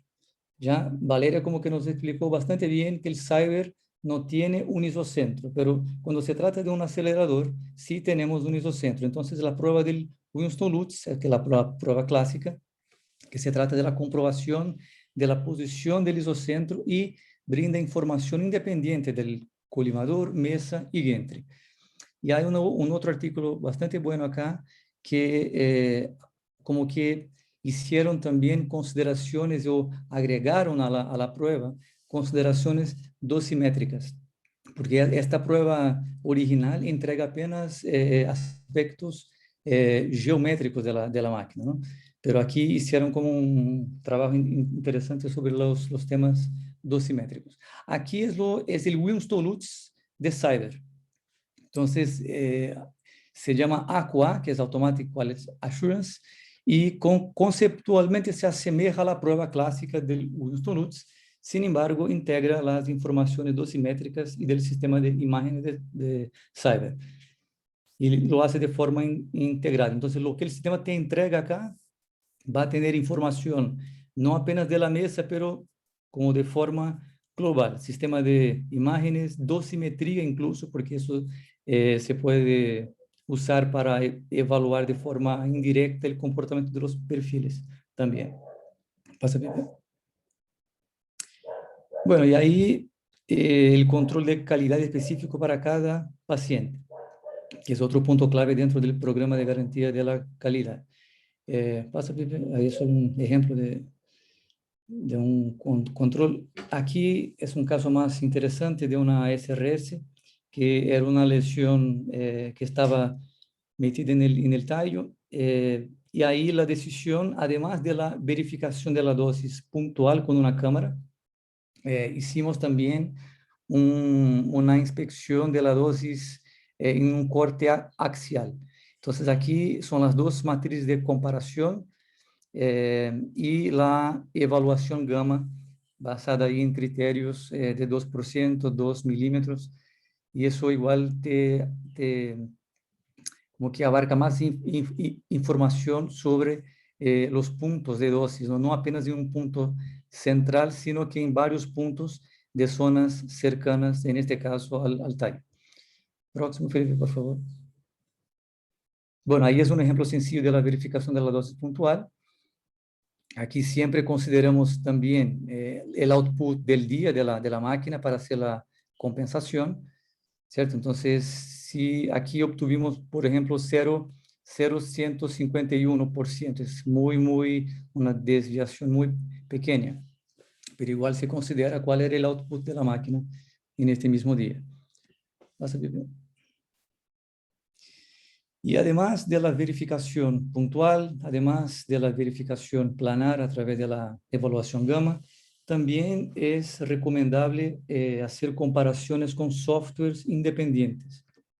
Ahí es un ejemplo de un sistema independiente que utiliza otras formas, ¿no?, de calcular la dosis, y eso nos sirve de respaldo adicional también. Entonces, además de lo que se verifica en la máquina, se verifica a través de otro software para tener la certeza y la tranquilidad de lo que va a recibir el paciente. Próximo pedido. Ok, entonces ahí es un ejemplo de un control del tipo end-to-end. Igual eso no es una filosofía apenas del cyber, se aplica a cualquier acelerador. Y end-to-end es como una prueba de punta a punta, ¿no? Entonces, básicamente es hacer un plan, entregar este plan en la máquina y verificar que la máquina pudo reproducir bien lo que se había planificado. Aquí es un ejemplo específico para el cyber y, bueno, en el cual se van a medir, ¿no?, o considerar cambios mecánicos, dosimétricos, sistemas de imágenes, y estas comprobaciones, en el caso de cyber, se hace de forma individual para cada tracking. Próximo video. Aquí es un ejemplo, bueno, este es un estudio que lo hemos presentado en Alfin. Es una evaluación retrospectiva de todos los controles que hicimos en el cyber, y hasta este momento teníamos nuestros valores por debajo de 0,5 milímetro. Eso tanto para conos como para MLC también. Y bueno, claro, es importante conocer su propia máquina a través de la evaluación histórica, ¿no?, de los datos, porque eso va a impactar en los márgenes también. Entonces, no sé, si se requiere hacer un plan en el cual convendría hacer sin ninguna margen por un tema clínico o aplicar una margen de 1 milímetro, antes que nada hay que entender por si la máquina es capaz de reproducir lo que se va a planificar. Y eso se puede medir a través de las comprobaciones del tipo end-to-end. Próximo tipo. Ahí, bueno, es el mismo estudio, pero ahí es una evaluación gráfica en la cual se pudo observar que hubo menor dispersión entre mediciones para los conos que para las láminas. Entonces, eso igual como que nos ayudó a entender que por el hecho de que hay menor dispersión, valdría más la pena optimizar la máquina para entregar el tracking de cráneo, ¿no?, para los tratamientos intracraneales con los conos, pero eso igual se puede hacer con el MLC, pero hay una dispersión un poco más considerable de los valores de los end-to-ends. Entonces, por eso la decisión clínica interna nuestra ha sido hacer este tipo de tratamientos apenas con los conos, porque presentan la menor desviación. Próximo, eso. Y bueno, dentro del espectro de lo que es el programa de garantía de la calidad, la auditoría externa. Entonces, esta es otra etapa importante. Aquí en FALP hicimos a través del IQUALESTRO, que es una auditoría europea. Próximo, Pipe, por favor. Ahí es un ejemplo. Entonces, son TLDs que se van a usar ahí en esta foto a la izquierda es un ejemplo de uno de los maniquíes de cyber. Entonces es algo bastante adaptado a cada máquina. Entonces ahí ellos tienen como un set de TLDs para cyber, otro set para aceleradores, un set para tomo, y por ahí va. Próximo, Pipe. Ahí otra vez es otro ejemplo de una evaluación gamma. Entonces, en este caso de la auditoría externa, se considera evaluación gamma y evaluación de dosis puntual también. Y claro, todo lo que se usa ahí es parte del materiales de estro, ¿no? Ahí no son No son nuestras películas, no son nuestras cámaras, son materiales de Estro, en este caso. Próximo vídeo. Y las conclusiones, que no podemos eliminar todas las incertezas, ¿no? Entonces hay que buscar medios para minimizar sus efectos. Y la capacitación del personal es fundamental en este proceso. Control de calidad específico para cada paciente también, por supuesto. Fomentar auditorías externas de modo a validar datos clínicos. Y la garantía de la calidad debe ser parte integral de los tratamientos. Eso. Cualquier duda, estoy a disposición. Muchas gracias. Muchas gracias, Marcelo. Buena presentación de un tema que es más complejo de repente de transmitir, así que gracias. ¿Ya? Estamos muy bien en la hora, así que felicitaciones a todos los expositores y a las personas de la directiva de la Xochitl que están tras bambalinas también apoyando con la pasada de los diapos. Por agenda vamos a pasar a la ronda de preguntas. Hay varias preguntas que nos han ido llegando por el chat, otras por interno, entonces yo las he ido recolectando, si hay más obviamente las pueden ir compartiendo. A la doctora Yáñez, que porfa nos confirme que está disponible para esta ronda de preguntas. Fantástico, ahí está. Ya, a ver, voy un poquitito a medida que las fui recabando, que obviamente sigue como el orden de las presentaciones, voy a tratar de hacerlas un poco mezcladas. ¿Ya? Primero, en cuanto a las indicaciones, Loreto, tú nos tomaste la mano, ¿cierto? Y nos fuiste conduciendo un poquitito a la evolución temporal de lo que hemos ido aprendiendo del manejo de esta enfermedad, ¿cierto? De no hacer nada, o manejo médico, mejor dicho, la radioterapia holocránea y la implementación de la radiocirugía, y partimos revisando tímidamente ciertos números y volúmenes, con ejercicios que la teníamos indicada 3 lesiones, 4 lesiones, pero esa data, ¿cierto? Tú también nos mostraste que fue evolucionando y ahora somos un poquitito, tenemos volúmenes más holgados. Entonces, si tú en la actualidad tuvieras que contarnos cuál sería el número / volumen máximo en el cual tú propondrías hacer tratamientos con SRS, evidentemente que en pacientes que por razones médicas tienen bien la indicación, es decir, buen performance, tumor controlado extracraneano, ¿cierto? Terapia sistémica recibida, etcétera. ¿Cuáles serían los puntos de corte que tú en la actualidad nos recomendarías seguir en cuanto a número de lesiones y volúmenes de estas lesiones?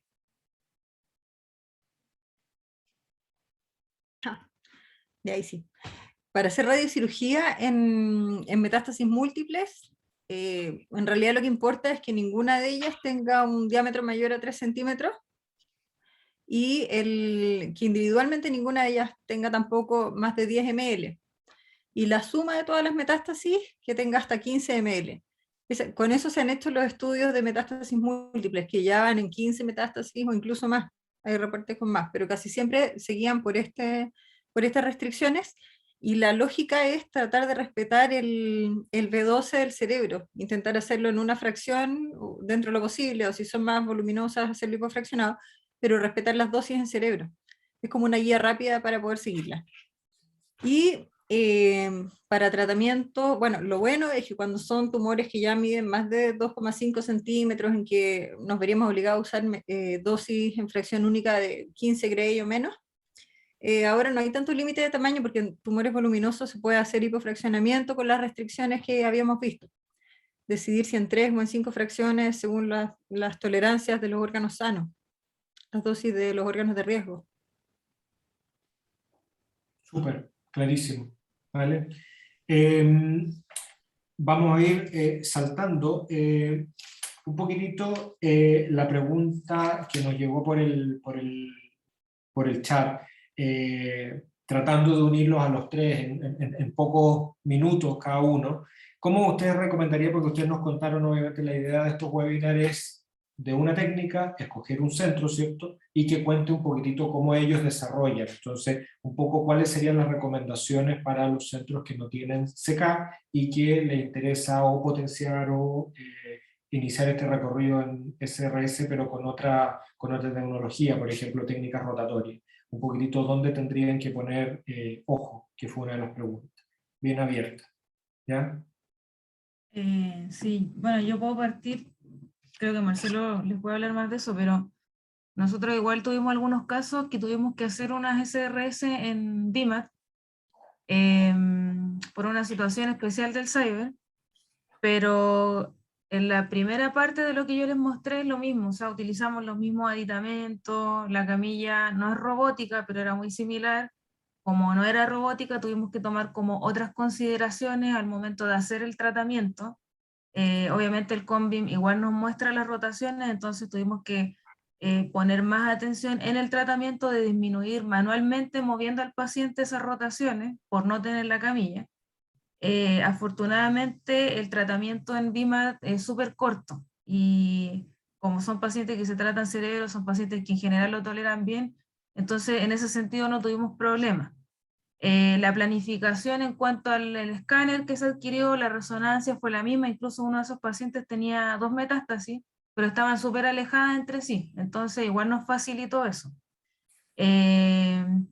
Pero claro, como tenemos el equipo dedicado a eso, lo utilizamos, pero siempre está esa pregunta de cómo lo harían los otros centros, pero yo creo que lo que dijo Marcelo respecto a las consideraciones que tiene que tener la máquina, dosimétrica y mecánica, sobre todo el tema de la camilla, yo creo que a lo mejor él ahí nos podría comentar más, pero sí hemos hecho SRS, con la primera parte, como les decía, muy similar, y la dosimetría como se hacen las SBRT en BIMAT, las mismas consideraciones de los arcos, etcétera, pero aplicada a cerebro. En ese sentido no fue diferente. Vale. Gracias, vale. Y Marcelo, a ver si puede mostrarnos un poquitito la perspectiva de él en esa diferencia. Sí, mira, yo creo que una de las principales limitaciones es el tema de la mesa robótica, ¿ya? Entonces, eso hablando de los aceleradores, entendiendo el concepto del isocentro de un acelerador. Por ejemplo, para un cyber, el hecho de que la mesa, aunque la mesa no se mueva, no es grave. No es grave porque hay una compensación del brazo y no hay un puro isocentro. Ahora, mientras que en un acelerador convencional, por si uno quiere tratar en un puro ISO, lo que pasa es que habrá que agregar margen a las lesiones que están más lejos del isocentro. Hay recomendaciones oficiales de que eso sería como 0,4 milímetros, medio milímetro, a cada centímetro de distancia del isocentro, ya por el hecho de no tener la compensación de rotación. Y hemos visto ahí uno de los estudios que la cobertura es bastante afectada, porque una cosa es ver la planificación. A veces la planificación se ve bastante bien, pero la otra cosa es durante el proceso en la máquina, vemos muchas veces que hay una rotación, por ejemplo, de 1 grado. Y hay una lesión chica que está lejos del isocentro. ¿Qué hago? Porque yo no puedo hacer compensación con la mesa. Entonces, si estamos en un escenario donde posiblemente, no sé, durante la planificación se le asignó un margen de un SRS clásico de 1 a 2 milímetros máximo, y yo no tengo una mesa robótica, ahí me complica bastante. Entonces, lo que nos pasó a nosotros fue que, bueno, hemos tenido nuestras conversaciones internas ahí clínicas y la decisión siempre ha sido, siempre que se puede, agregarle algo más de margen, y si eso está bien en términos clínicos, no hay ningún problema. Yo creo que lo más importante es hacer un trabajo que va de la mano con una buena planificación y entender bien las limitaciones mecánicas de la máquina. Ya creo que este es el punto fundamental. No es apenas un buen plan. El plan, por supuesto, que es uno de los puntos clave del proceso. Pero reproducir el plan en la máquina igual es fundamental. Entonces, si yo tengo una máquina que no fue diseñada para hacer una SRS, no significa que yo no pueda tratar una SRS. Eso yo llamo la atención acá, que SRS empezó con los Varian 480, que eran máquinas que tienen una precisión mecánica de 2-3 milímetros. Eso es mucho, pero se hacía. se hacía bajo a criterios específicos de margen. ¿Ya? Y lo que pasa hoy en día es que hemos disminuido los márgenes basado en la capacidad técnica del equipo. Entonces, este es uno de los puntos clave, es entender la máquina, entender por si tengo un sistema de imágenes adecuado, por si tengo una mesa adecuada, cuáles son las limitaciones. Este es el punto clave. Fantástico, clarísimo. Y ahí Gabriela nos había justo, estaba entrando la pregunta, así que le dejaste respondida a esa pregunta. ¿De acuerdo? Otra de las preguntas que nos llegó es, Valeria nos mostró un poquitito cómo diseñaban o cómo planificaban, ¿cierto? Con estas shell o estas capas, digamos, que nos permiten la caída de dosis. Y ahí surgió la pregunta, oye, ¿qué tan permisivos o no permisivos y cómo la medimos o cómo reportamos la heterogeneidad dentro del volumen? Entonces, un poquitito, Loreto y Valeria, ¿qué tan permisivos, cuáles son los rangos y cómo reportan ustedes las aprobaciones de los planes en cuanto a la heterogeneidad dentro del volumen target? La verdad es que en cuanto al reporte, el equipo, el TPS entrega automáticamente el valor del índice, no lo tenemos que calcular. En las tablas no tenemos un máximo, por ejemplo, no sé, en pulmón sale de max hasta 140, entonces reportamos ese índice. Acá no tenemos. Depende de uno qué tan heterogéneo quiere hacer un plan. Yo podría tener una SRS y cumplir toda la tabla teniendo un plan no tan heterogéneo y con una curva de prescripción alta. Pero a medida que fuimos calculando más planes, aprendiendo más, nos fuimos dando cuenta que los planes se puede bajar la curva de prescripción, hacer más heterogéneo. Solamente nosotros reportamos la de max y la dosis media, bueno, la dosis mínima también. Y obviamente que entre más heterogéneo el plan, la dosis media del PTB o del GTB, porque igual vamos mirando los dos, va siendo más alta, mucho más alta que la dosis prescrita. Y es como más operador dependiente. Ahora, ¿qué limitación veo yo en cuánto heterogéneo puede ser un plan de cyber? Es que como yo les decía, yo puedo tener un plan al 70%, súper bien, pero si quiero hacer un plan al 60%, puede que la dosis del cerebro o las dosis máximas ya no las logre. Porque una vez que voy planificando, tengo que ir prescribiendo, y a medida que voy prescribiendo, la dosis total del plan sube. Entonces llega un punto en que por más de que yo quiera que el plan sea más heterogéneo, no puedo porque tengo la limitante del órgano de riesgo. Eso yo creo que sería lo que más utilizamos. No tenemos una curva como decir, ya, prescriban a esto para que el índice de homogeneidad me quede en tanto. Pero sí estamos progresivamente intentando cada vez hacer más heterogéneos los planes y a veces nos piden, por ejemplo, quiero que este plan esté prescrito máximo a la curva del 75%. Y ahí nosotros reportamos el índice, pero no es que nos anoten un máximo de índice, sino que solamente lo que resulte del plan. Yo creo que siempre van entre 1,2 y 1,4 como máximo. Fantástico, fantástico. Eso. Una pregunta de en cuanto hay temas de indicación, Loreto. Tú nos contaste que evidentemente había un rol, ¿cierto?, para la SRS en el postoperatorio y nos diste ciertos criterios de mayor beneficio. En cuanto a los tiempos de la radioterapia postoperatoria, han ido variando un poquitito. Entonces, si tú nos puedes contar más o menos cuáles son las ventanas de la indicación de la radioterapia o SRS en el postoperatorio. ¿Qué tan precoz o cuál sería lo más precoz que podríamos hacerlo y qué sería lo más tardío en el fondo y obviamente cuál sería el rango óptimo? En la radiocirugía postoperatoria, el rango que ha sido descrito en los distintos centros es entre 2 y 6 semanas. En realidad basta con que la piel esté cicatrizada para que sea posible por la posición también y por la máscara. Pero en general se usa a las 4 semanas, y a las 4 semanas la lógica es que cuando uno hace la resonancia de planificación, existe una reducción de la cavidad postoperatoria de alrededor de un 30% a las 4 semanas. Entonces, logramos tener un target más pequeño, porque además hay que acordarse que en el postoperatorio hay que dar margen de 2 milímetros.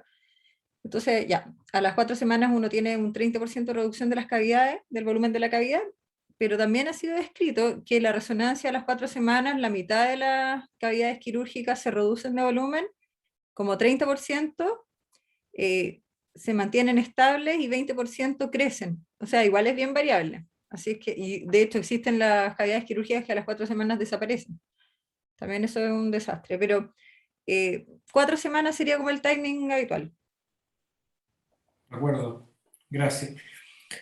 Una de las preguntas que nos llegó en el chat, que esta la voy a dejar abierta para cualquiera de ustedes que nos quiera comentar, es cuál es el rol de la radioterapia adaptativa, si es que tuviera algún rol en SRS, la verdad que tiene un componente más bajo. Obviamente ahí yo voy a esbozar mi opinión, ¿cierto? Hay un tema de fraccionamiento y volumen, pero ustedes, ¿cuál sería la opinión para responder esa pregunta? Por ejemplo, las radiocirugías de metástasis cerebrales de histologías radioresistentes como melanoma, cáncer renal, igual ya ha sido publicada series en que se definen las dosis según el volumen de la metástasis. Y, por ejemplo, en una fracción, en promedio 18 Gray, en una fracción, la última, capaz que haya publicaciones más recientes, pero la última que me acuerdo es una del Journal de Neuro-Oncology del 2015, por ejemplo, en que tenían una serie de pacientes en que comparaban una corte que era histologías radioresistentes, que era renal y melanoma, no sé si estaba sarcoma, pero renal y melanoma versus no radioresistente, y les daban las mismas dosis, basados en el volumen. Vieron que había los mismos resultados de sobrevida, que es una diferencia respecto a una publicación de Eric Tang, del estudio de radiocirugía versus encéfalo total con radiocirugía. Esa publicación de Eric Chang en el 2005, como 10 años antes, había dicho que se morían más los pacientes que tenían radiocirugía por histología radioresistente. Pero con las terapias actuales, los resultados de sobrevida mediana eran iguales, radioresistentes y no radioresistentes con las mismas dosis, que eran como entre 18 y 20 meses los dos grupos. Y el control local también era similar, al año era alrededor del 90%. Así que al parecer no habría que ajustarla. De acuerdo, claro.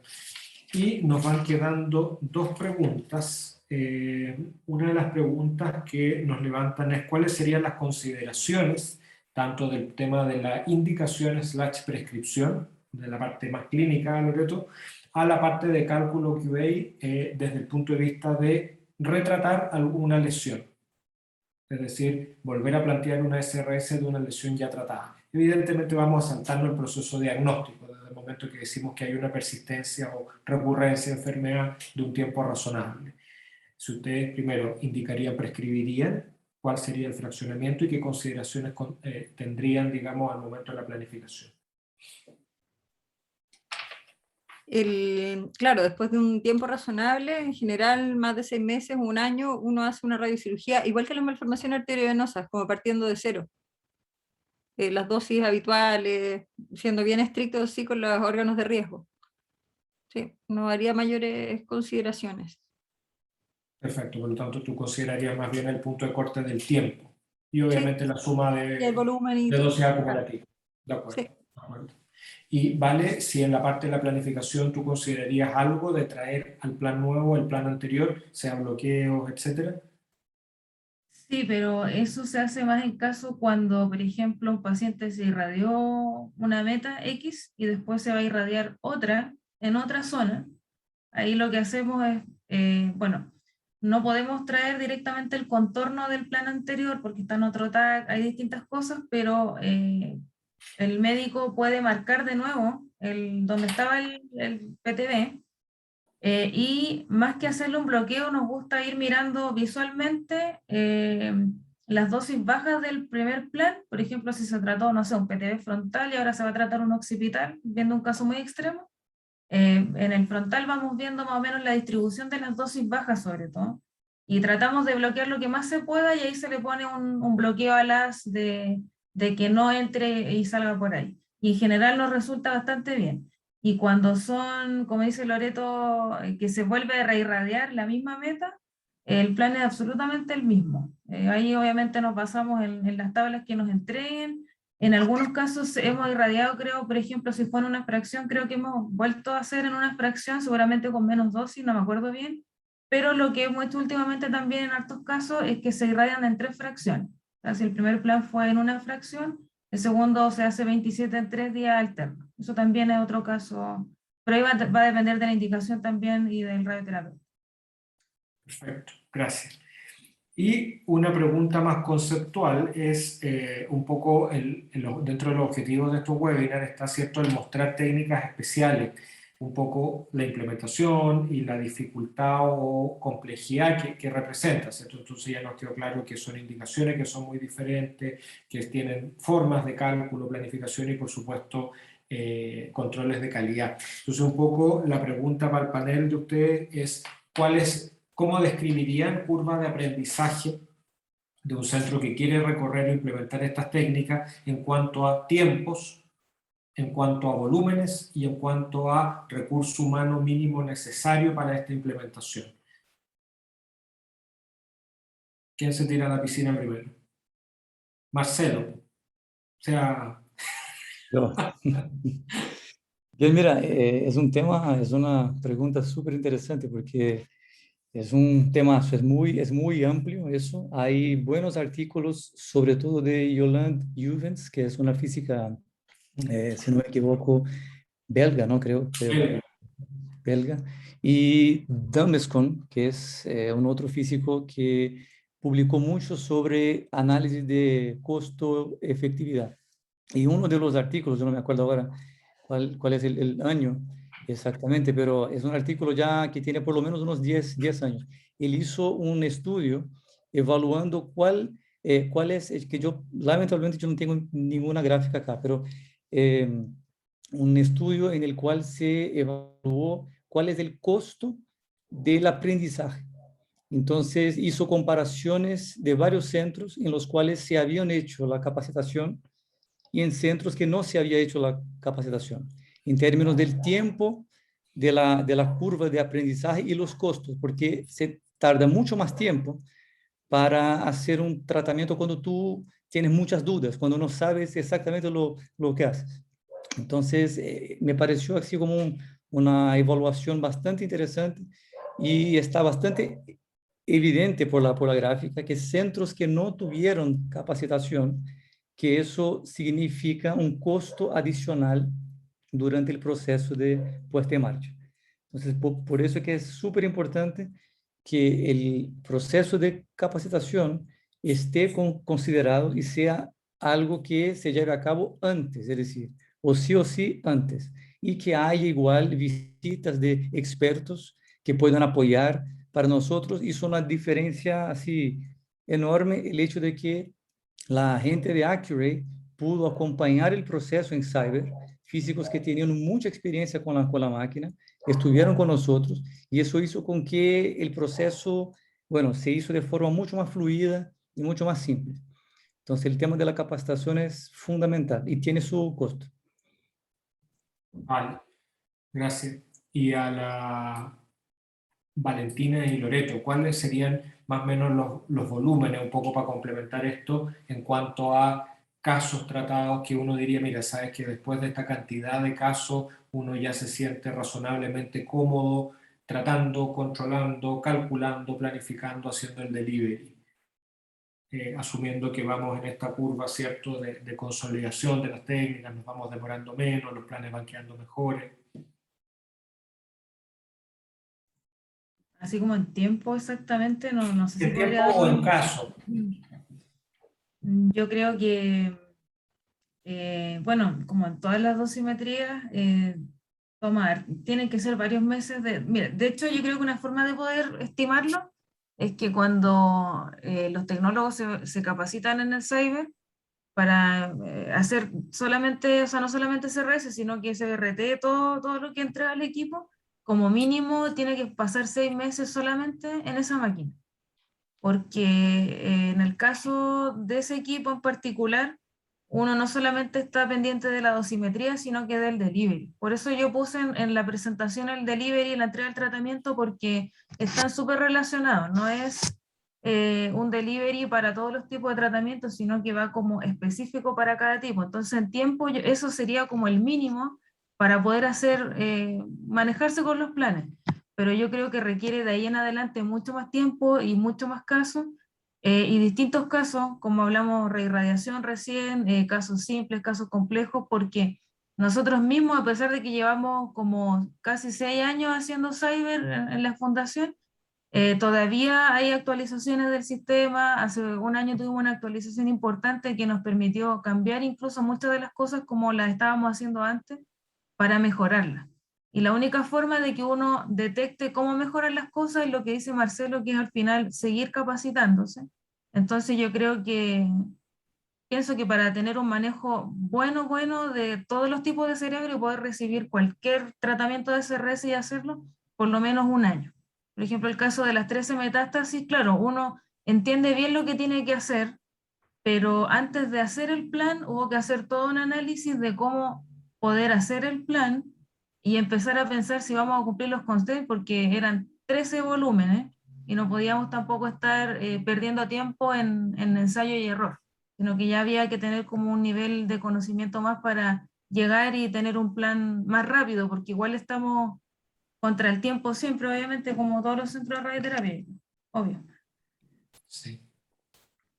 Perfecto. Oye, yo había dicho que eran 2 preguntas, pero en realidad apareció una nueva, muy cortita. Espero que sea puntual la respuesta. Y Felipe nos pregunta, ¿es necesario hacer una prueba de Winston Labs previo a hacer una SRS con Linac? Sí, bajo los criterios del documento de la APM, el Guideline 9, sí, sí. Pero eso igual tiene, hay un tema histórico, ¿no? Pero eso ya es asunto para una otra Para el charla. café, para el café después, Ah, pero la para el respuesta café. es sí. Pero por temas históricos, sí, sí. Vale. Oigan, en honor al tiempo, son las 8:30, estamos en la agenda, vamos a ir terminando. Obviamente cuando uno va terminando agradece, ¿cierto? Y el primer agradecimiento es a los brillantes expositores, los 3, por haber destinado tiempo personal para aportar y compartir lo que están haciendo. Y obviamente preparar la presentación, pues estar acá a esta hora, ¿cierto? Pudiendo estar haciendo montones de otras cosas. Y obviamente a los presentadores del pasado que tuvieron en los otros webinars, porque este webinar cierra este ciclo de SBRT-CRS. ¿Ya? Ojalá haya sido una contribución para todos los que han participado. Y bueno, después nos pondremos creativos para inventar otro ciclo de webinars, de otros temas. Obviamente, también agradecerle a los equipos que están tras bambalinas, lo que hace posible que podamos estar acá, ¿cierto? Conversando, poniendo las preguntas, implica que hay un trabajo a través de la organización, el conseguir los auspicios, el poner la plataforma, el permitir los accesos a la gente que va ingresando, etc.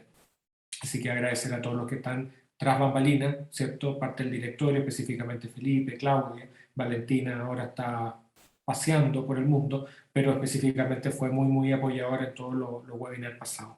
¿Ya? También no se me puede olvidar agradecer a la gente de Sandoz y su producto Isofran que nos permitieron también el diseño de los flyers y han estado apoyando en el desarrollo de estos webinars. Así que muchas gracias a ellos y obviamente a todos los asistentes, tanto de este webinar como del pasado. ¿Ya? Así que esperamos haber contribuido al menos un granito de arena en este proceso de aprendizaje continuo y nos veremos en los próximos webinars que ya tenemos en carpeta.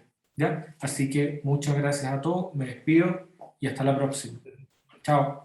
Chao.